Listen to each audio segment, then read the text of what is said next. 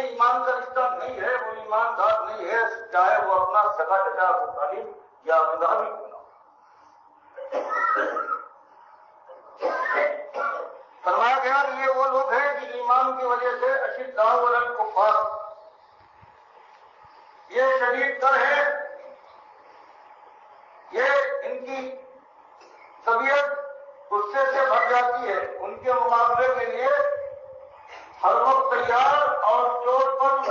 دوہری چوٹ لگانے کے لیے ہر وقت آمادہ رہتے ہیں۔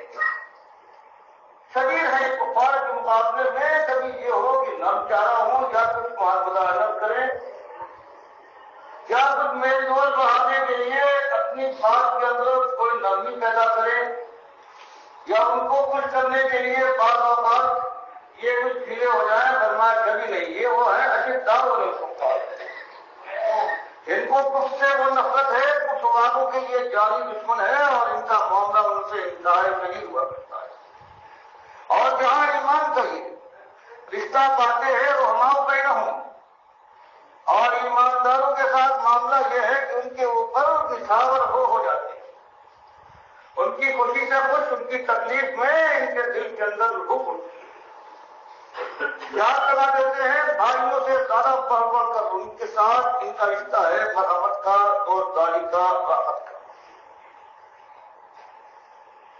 تراہم،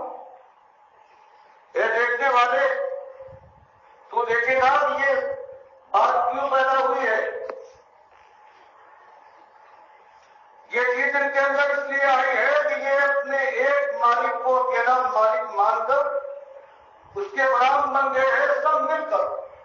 اور ایسی غلامی کا انداز اختیار کیا ہے جو ان کا آخری نبی محمد صلی اللہ علیہ وسلم بتا۔ تراہم دیکھنے والے تو یہ دیکھے گا کہ اتنی بڑائی پر فائز ہونے کے بعد یہ نہیں ہے کہ ان کے دماغ میں کوئی ہوا بھر گئی ہو،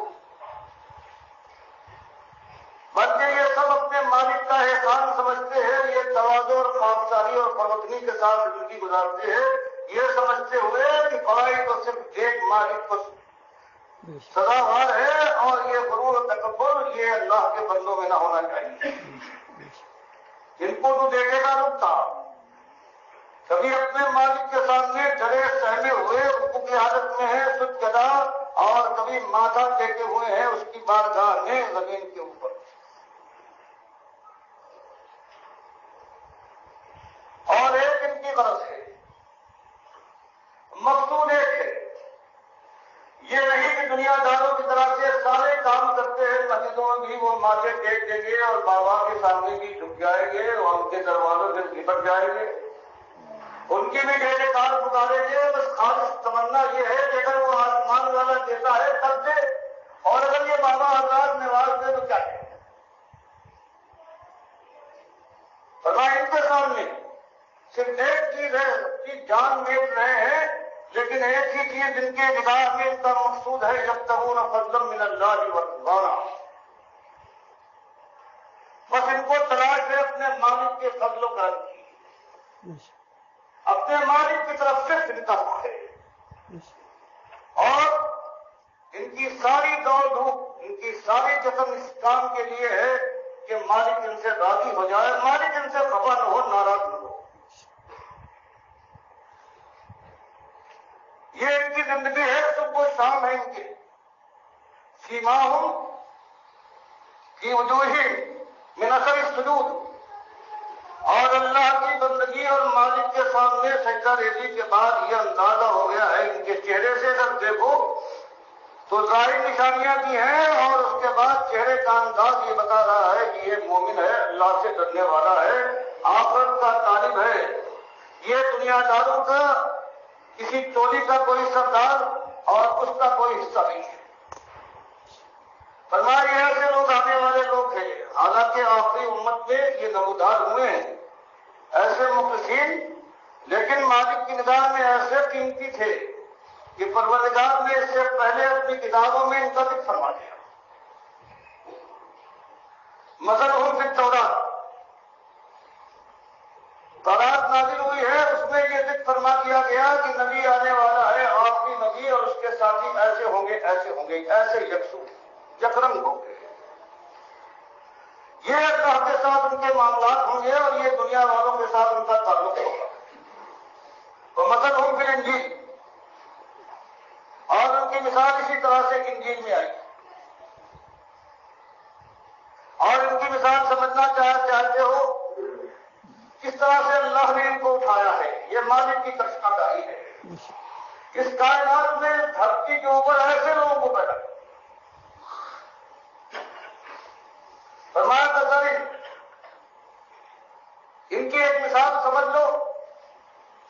کہ بیج ڈالا جاتا ہے زمین کے اندر بارش کے بعد یا بارش کے انتظار میں، پھر بارش ہوتی ہے اور اللہ نے وہی کی بارش فرمائی. اللہ نے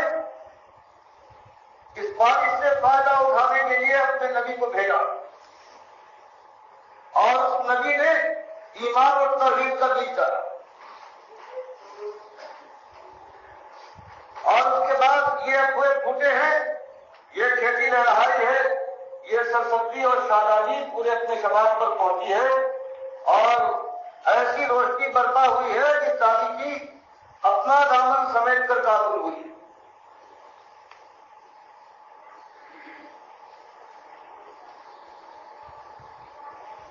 جیسے کہ کسان بیج ڈالتا ہے اور اس کے بعد نگہداشت دیکھ بھال کے بعد پھر اقوا اٹھتا ہے اور پھر وہ مضبوط ہو جاتا ہے، پورا ایک طرح بن جاتا ہے. کھیتی لہرا اٹھتی ہے اور جو دوتا اور یہ کسان یہ خوش ہو جاتا ہے، دل اس کا باغ ہو جاتا ہے. فرمایا بالکل اسی طرح سے یہ کھیتی اٹھائی گئی ہے. یہ نبی صلی اللہ علیہ وسلم کے ذریعے سے توحید کا بیج ڈالا گیا، خدا پرستی کا چمن سجایا گیا ہے. اس کے بعد یہ کوئی بوٹے ہیں اور زمانے کی تھپیڑے کے بعد اب ان کا عالم یہ ہے جانور بن گئے. فرمایا یہ کھیتی ہے، اس کھیتی کا کافی جس کو کسان کے معنی میں ہوتا ہے وہ خوش ہو جاتا ہے. لیکن یہ جو انسانی کھیتی ابھری ہے یہ ایمانداروں کی، اس نے ان اصلی کافروں کو گرا مارا ہے. ان کا کلیجے سے دھواں اٹھنے لگا ہے. یہاں مالک نے ان کافروں کو جو اصلی کافر ہیں، کفار سے یہ مراد لی ہے کہ اس سے نہیں ابھی ہوئی کفار ایسے لوگ اٹھے ہیں کہ کفر اور شرک کے ہر کروٹ پر چوٹ لگانے والے، اور آج جو کفار ہے ان کے کلیجے یہ جل اٹھے ہیں، ان کے اندر آگ لگ گئی ہے. یہ کھیتی ہے انسانیت کی ایمانوں کی. اس کے بعد آخری چیز وعد اللہ الذین آمنوا وعملوا الصالحات منہم مغفرۃ واجر عظیما. وعد اللہ مالک نے وعدہ کیا ہے الذین آمنوا ان لوگوں سے جو ایمان لائے وہ عملوا الصالحات اور عمل صالحات کرتے رہے منہم ان میں سے مغفرۃ واجر عظیما. ان کے لیے ان کی لبشیں اگر کچھ ہے بھی تو اللہ معاف کر دے گا اور اجر عظیم سے ان کو دلا دے گا. وہ مالک اجر عظیم کا وعدہ کرتا ہے کہ اس کی نگاہ میں دنیا اور دنیا میں جو کچھ ہے ایک پرے کاف کے برابر ہے. اب یہ منہم جو چیز آئی ہے اس سے ایک کرو نے یہ نکالا ہے کہ اس کے بعد یہ سارے کے سارے سوائے جن کے وہ مرتب ہیں اور اس کو تمیز کے لیے ہے کہ بعض رہے تھے ان کے اندر جو ایماندار رہ جائے اور عمل صالح والے رہ جائے وہ تو خیر بچ گئے، ان کے لیے مغفرت ہے اور اجر عظیم ہے. باقی سارے مرتد ہو گئے اور ان کو بیانیاں لینے کے بجائے یہ اللہ نے فرمایا یہ وہ لوگ ہیں جن کے لیے سب کچھ ہے دنیا میں اور آخرت میں اللہ کی رحمتیں ہیں، اس کی رحمتوں کے سائے ہیں. اس سے جن سے انہوں نے کہا کہ یہ من جو آج ساری دنیا والوں نے سارے جو ایماندار تھے انہوں نے اس سے لیا کہ اللہ بیان کے لیے کہہ رہا ہے کہ یہ سارے لوگ جو ہے جو عمل صالح کر رہے ہیں یہ سارے لوگ مغفرت کے حقدار اور عہد عظیم کے مستحق ہیں اور انہوں نے یہ نکالا،